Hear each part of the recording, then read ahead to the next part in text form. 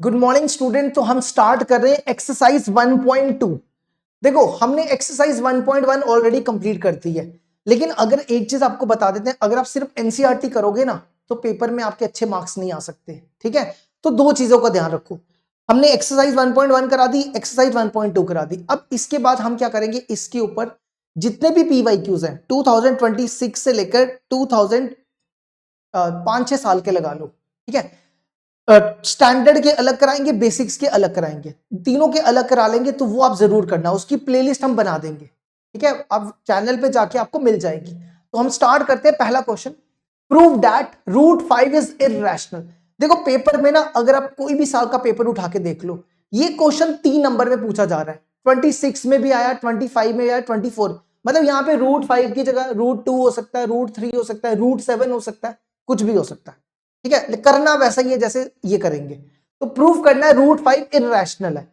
तो मान के चलो कि ये इररेशनल नहीं है, ये रैशनल है, तो हम कॉन्ट्राडिक्ट करेंगे लास्ट में। ठीक है, देखो सपोज करते हैं, जैसे हम यहां पे लिखेंगे आपको पेपर में भी ऐसे ही लिखना है, तब जाके 3 नंबर मिलेंगे।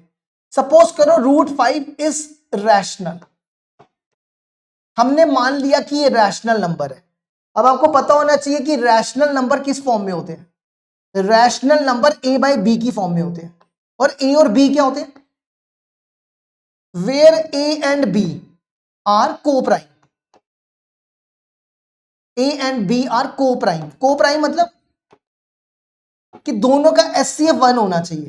जैसे 2 और 3 का एचसीएफ 1 है, तो 2 और 3 को प्राइम बोलेंगे। को प्राइम मतलब वो नंबर जिनका एचसीएफ 1 आता है। ठीक है, अब क्या करो, b को उस तरफ ले जाओ, तो a हो जाएगा, b इस तरफ आ रहा है, a हो जाएगा रूट 5b। ठीक है, नेक्स्ट करो स्क्वेयरिंग बोथ साइड। यहां पे लिख लेना अपने लिए कि यहां पे a और b का एचसीएफ 1 है। ठीक है, ये काम आएगा हमारे आगे। हमने क्या किया, रूट 5 को a बाई बी लिया, b को उस तरफ लेके, तो a की वैल्यू आ गई रूट 5b। अब स्क्वेयरिंग करो, squaring both side, a square equal to 5b square, a square equal to 5b square. Squaring कर ली। अब सुनो ध्यान से, जैसे 9 को लिख सकते हो 3 इंटू 3, 9 को लिख सकते हो 3 इंटू 3। ठीक है, हम कह सकते हैं कि ये जो 3 है ये 9 से डिवाइड करेगा। 9 को लिख सकते हैं 3 इंटू 3। 3 जो है वो 9 को डिवाइड करेगा, 3 डिवाइड्स 9। तो इसी तरह अगर a square equal to 5b square है, तो 5 ए स्क्वायर को डिवाइड करेगा, तो 5 डिवाइड्स ए स्क्वायर। देखो अगर 3 के स्क्वायर को डिवाइड करता है, 3 के स्क्वायर मतलब 9, अगर 3 के स्क्वायर को डिवाइड करता है तो 3 को भी डिवाइड करेगा। अगर हम यहां से स्क्वायर हटा दें तो ये 3 को भी डिवाइड करेगा। अगर 5 ए स्क्वायर को डिवाइड कर रहा है तो 5 ए को भी करेगा। 5 डिवाइड्स ए, है ना, इसको फर्स्ट इक्वेशन मान लो। अब सुनो ध्यान से, देखो अगर आपके पास होता है 8 इक्वल टू 2 इंटू 4, सुनना ध्यान से, सुनने वाली चीज है। हम लिख सकते हैं 2 डिवाइड्स 8, लिख सकते हैं 2 डिवाइड्स 8। अगर मान लो इस 4 को अगर हम t मान ले तो 8 क्या हो जाएगा, 2t। अगर हम t को 4 मान ले, t को 4 मान ले तो 8 हो जाएगा 2t। तो अगर 2 डिवाइड्स 8 है तो 8 किसके बराबर हो गया, 2t के बराबर। अगर मान लो 4 डिवाइड्स 12 है तो 12 क्या हो जाएगा, 4t। t यहां पे कितना है, t यहां पे 3 है ना। तो अगर 5 डिवाइड a है तो 5 क्या हो जाएगा, a हो जाएगा, a इक्वल टू 5t, है ना, जैसे यहां बताया a इक्वल टू 5t। अब ये वैल्यू उठा के इसमें डाल दो फर्स्ट में। ठीक है, ये हम किस में डालने जा रहे हैं, यूज इन, यहां लिख दो using in first, using first. इसमें a की जगह 5t लिख दो, a की जगह 5t, 5t का स्क्वायर, 5t का whole square equal to 5b square. समझ आया? हमने क्या किया, a की जगह 5t लिख दिया। अब इसको सॉल्व करो, ये बनेगा 25t² इक्वल टू 5b²। 5 और 25 कैंसल, तो पहले लिख दो b², फिर लिख दो 5t²।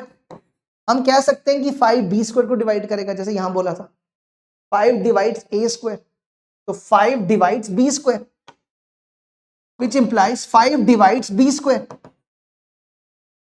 अगर 5 डिवाइड कर रहा है b² को, तो 5 डिवाइड करेगा b को। अब देखो ध्यान से, यहां पे क्या लिखा था, 5 डिवाइड a, इसको ना ऐसे भी लिख सकते हैं 5 डिवाइड a, इसका मतलब यही होता है। तो 5 divide a and 5 divide b, अगर जैसे मान लो 2 जो है वो 4 को डिवाइड करता है, 2 जो है वो 6 को डिवाइड करता है, तो दोनों का एचसीएफ कितना होगा, 4 और 6 का एचसीएफ 2 हो जाएगा, है ना। अगर 5 a को डिवाइड कर रहा है, 5 b को डिवाइड कर रहा है, तो 5 a और b का एचसीएफ कितना हो गया, 5 हो गया। लेकिन हमने यहां पे क्या बोला था कि a और b का एचसीएफ कितना होना चाहिए, 1 होना चाहिए। इसका मतलब हम जो कर रहे हैं वो गलत है, तो ये गलत हो गया ना। तो आप यहां पे लिख सकते हो, अब लास्ट में क्या लिखना है, लास्ट में लिखना है विच कॉन्ट्राडिक्ट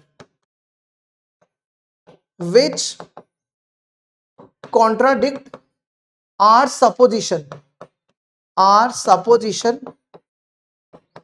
is wrong. तो hence our supposition is wrong, hence root 5 is irrational. अगर आप ये सब लिख के आते हो तो आपको 3 नंबर मिल जाएंगे। देख लो एक बार इसको अच्छे से, ये करने पे 3 नंबर मिलेंगे। आप कोई भी पेपर उठा के देख लो, पूरे इंडिया में टोटल 18 सेट आते हैं स्टेट वाइज। जम्मू कश्मीर के 3 सेट अलग आते हैं, हैदराबाद के अलग आते हैं, तमिलनाडु के अलग आते हैं। तो पूरे इंडिया में 18 सेट होते हैं, जिसमें कम से कम भी 6 सेट ऐसे होंगे जिसमें ऐसा क्वेश्चन आता है। ठीक है, अब बढ़ते हैं आगे। Question number 2, prove that 3 + 2 √5 is irrational. हमें प्रूव करना है कि ये इररेशनल होना चाहिए, तो इसको भी वैसे ही करो। Suppose 3 + 2 √5 is rational. ठीक है, हमने मान लिया कि ये रैशनल है। अगर ये रैशनल है तो ये किस फॉर्म में होगा, a/b की फॉर्म में। लिख देना where a and b are coprime. ठीक है, अब क्या करो, 3 को उस तरफ ले जाओ, 2 √5 इक्वल टू a/b -3। एलसीएम ले लो इसका, एलसीएम ले लो ba -3b, 2 को इसके नीचे ले आओ, √5 equal to a -3b upon 2।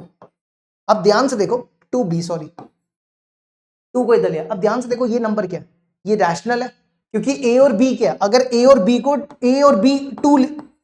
2 और 3 डालो, इसमें a की जगह 2 डालो, b की जगह 3 डालो,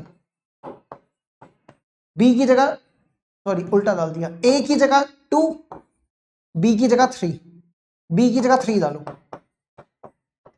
तो ये कितना हो जाएगा, -7/9 -7/6। तो ये रैशनल नंबर है, इसका मतलब ये रैशनल है। तो आप लिख सकते हो ये रैशनल हो गया।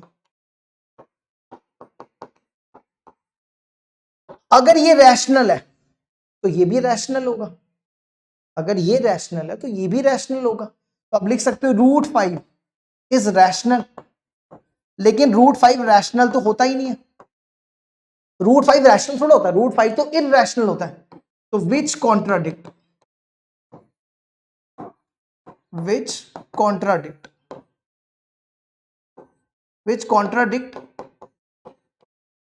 our supposition is wrong,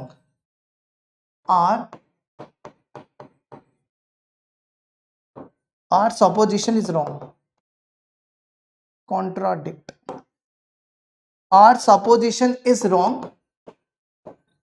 hence last में लिखना hence 3 + 2 √5 is irrational। लो जी, क्वेश्चन नंबर 2 भी कंप्लीट। अब तीसरा आ जाओ, क्वेश्चन नंबर तीसरा, प्रूव दैट द फॉलोइंग, आपको प्रूव करना है कि 1/√2 इररेशनल होना चाहिए। तो इसको भी वैसे स्टार्ट करो, इसको भी मान लो कि ये रैशनल है। सपोज 1/√2 इज रैशनल, ठीक है। अगर ये रैशनल है तो ये किस फॉर्म में होगा, a/b की फॉर्म में, है ना। क्रॉस मल्टीप्लाई करो, b को यहां ले जाओ, इसको यहां, b equal to √2a, a को इधर ले आओ, √2 इक्वल टू b/a। अब a और b क्या है, यहां लिख लेना where a and b are coprime, लिख लोगे ना जैसे यहां लिखा था, लिख लेना where a and b are coprime. ध्यान से देखो, अगर a और b कोप्राइम है तो ये रैशनल नंबर हो गया, अगर ये रैशनल है तो ये भी रैशनल हो गया, √2 इज रैशनल, तो ये कॉन्ट्राडिक्ट हो गया। विच कॉन्ट्राडिक्ट, इसके बाद ये लिख देना विच कॉन्ट्राडिक्ट, यहां से लेकर यहां तक ये सेम लिख देना, ठीक है। ये सेम लिखना आपको, which contradict are supposition is wrong, hence 1/√2 is irrational. लो जी, ये भी कंप्लीट हुआ। अब आ जाओ इसका सेकंड पार्ट, सेकंड पार्ट को भी इसी तरीके से 7√5 को रैशनल मान लो। देखो सपोज 7√5 इज रैशनल, तो ये हो जाएगा 7√5 रैशनल है, तो ये हो गया a/b की फॉर्म में, है ना। तो 7 को यहां ले आओ, √5 इक्वल टू a/7b, तो ये देखो ये पूरा का पूरा क्या हो गया, रैशनल हो गया। तो अगर ये रैशनल है तो ये भी रैशनल हो जाएगा, √5 इज रैशनल। फिर पूरा लिख देना सेम, फिर यहां लिख देना विच कॉन्ट्राडिक्ट, ये सेम लिखना, ठीक है, ये same, which contradict are supposition is wrong, यहां से यहां तक लिख देना एक बार, और लास्ट में लिख देना हेंस 7√5 इज इररेशनल। चलो जी, देखो इसका आखिरी क्वेश्चन, आखिरी क्वेश्चन है 6 + √2। सपोज करो, सपोज 6 + √2 इज इररेशनल।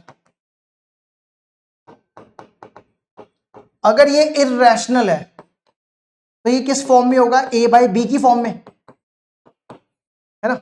6 को इस तरफ ले आओ, √2 इक्वल टू a/b - 6, एलसीएम ले लो, √2 इक्वल टू a - 6b, तो ये रैशनल हो गया। अगर ये रैशनल है तो ये भी रैशनल हो जाएगा, √2 इज रैशनल। तो आपने लिखना है which contradict are supposition is wrong, hence 6 + √2 is irrational. लो जी, ये एक्सरसाइज होगी हमारी कंप्लीट। अच्छा, अब एक जाते जाते एक चीज आपको बता देते हैं, देखो हमने ना इसके ऊपर PYQs करवाने हैं। PYQs होते हैं प्रीवियस ईयर क्वेश्चन, कम से कम भी 5 सालों के PYQ करवाएंगे। तो 3 टॉपिक बनते हैं, एक टॉपिक बनता है HCF LCM के ऊपर, वो PYQ कराएंगे, बेसिक और स्टैंडर्ड के अलग कराएंगे। फिर एक बनता है √2, जैसे ये इररेशनल वाले क्वेश्चन है, इसके पे अलग PYQ करवाएंगे, 2 हो गए। और तीसरा वर्ड प्रॉब्लम, है ना। आप लोगों को ये नहीं पता चलता कि वर्ड प्रॉब्लम में क्या करना है, स्मॉलेस्ट होगा तो एलसीएम लेना है, ऐसे रट्टा मारा होगा आपने, मिनिमम होगा तो एचसीएफ, ग्रेटेस्ट होगा तो एलसीएम, कुछ ऐसा। तो हम आपको कम से कम भी 50 क्वेश्चन कराएंगे उसके ऊपर, और आपको सीधा शॉर्टकट सिखा देंगे, कुछ भी करने की जरूरत नहीं पड़ेगी। वो हमारी बस अगले इसी हफ्ते हम ले आएंगे, उस पर कंप्लीट करेंगे, 3 वीडियोस और लगेंगी, कंप्लीट हो जाएगा फिर ये चैप्टर। फिर सेकंड चैप्टर पॉलिनोमियल शुरू करेंगे। लो जी, ये कंप्लीट हो गया हमारा।